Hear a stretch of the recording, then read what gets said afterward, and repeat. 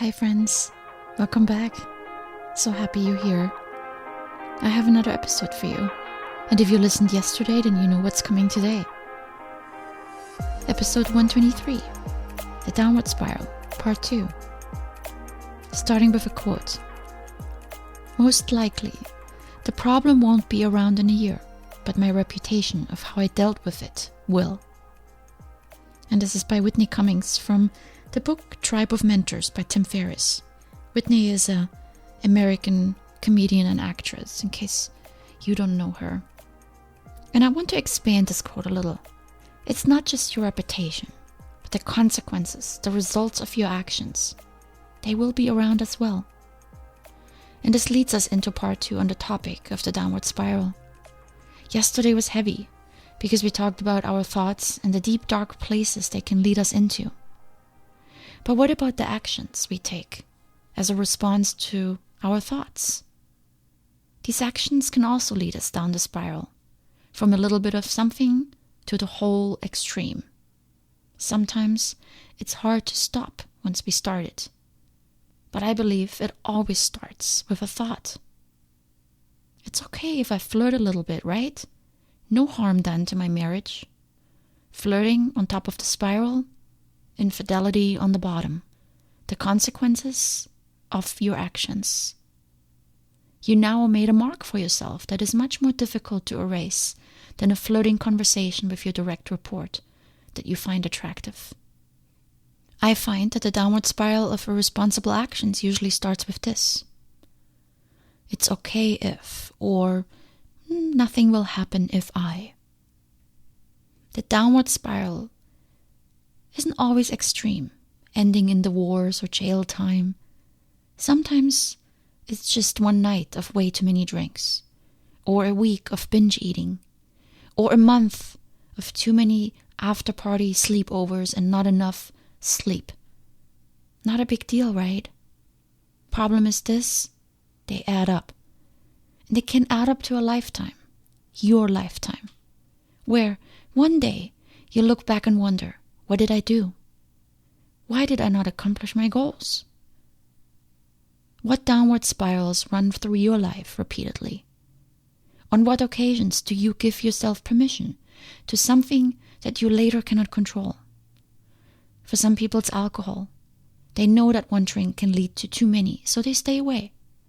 For others it's gambling. And you may listen and think, well, I don't have big problems like this. I don't do drugs, I don't cheat. I'm not involved in any corruption or bribery.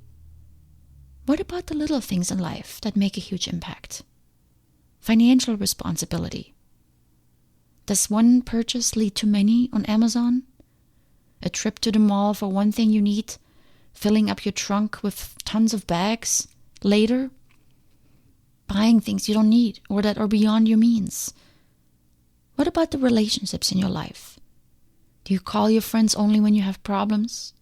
That's a spiral, because it doesn't lead you anywhere but down, eventually to the end of the friendship. Do the negative thoughts about your friend run your mind and drive how you respond to her messages or in person?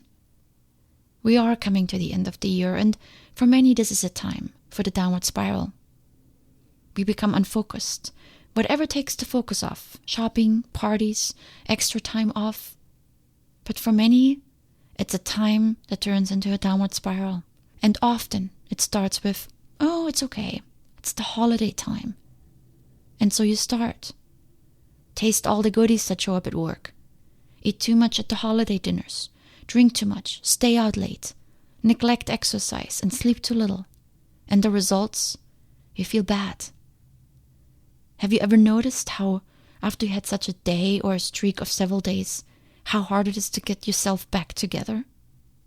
We often permit ourselves the first step on the spiral with the consolidation that tomorrow we'll be back to normal. Tomorrow we are back on track. Ask yourself, how long ago was your last tomorrow? And especially during the holiday time, it can become hard to manage.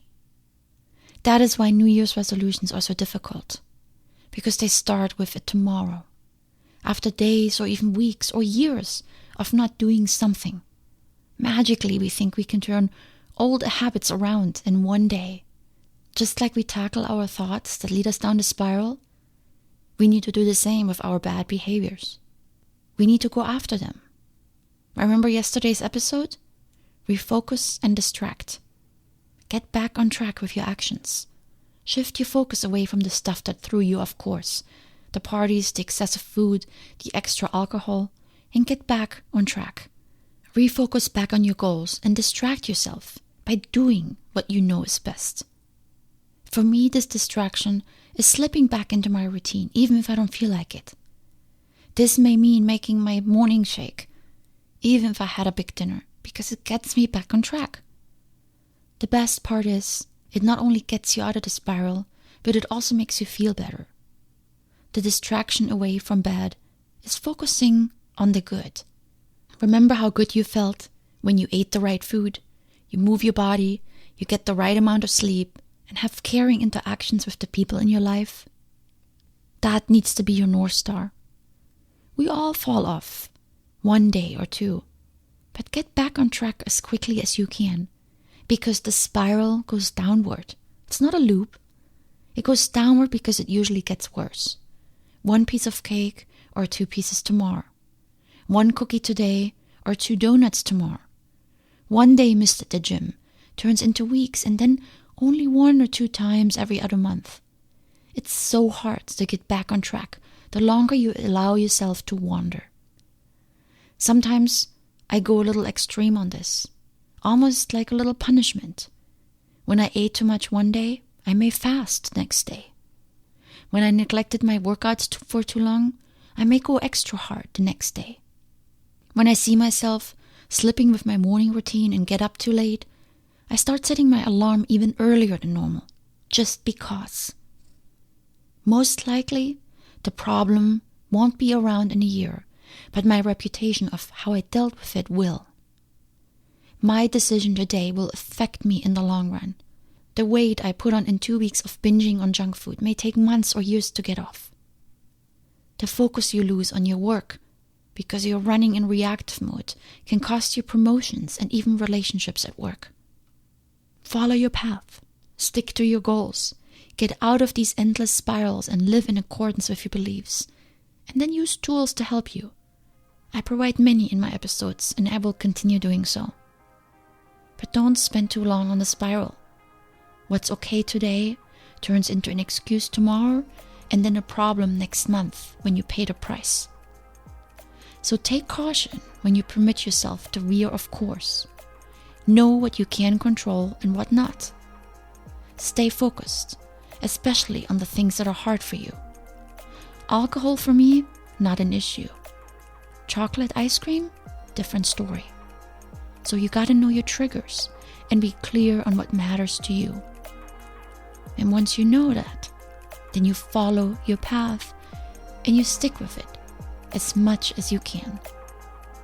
That's how you avoid the downward spiral. Much love today. Until next time.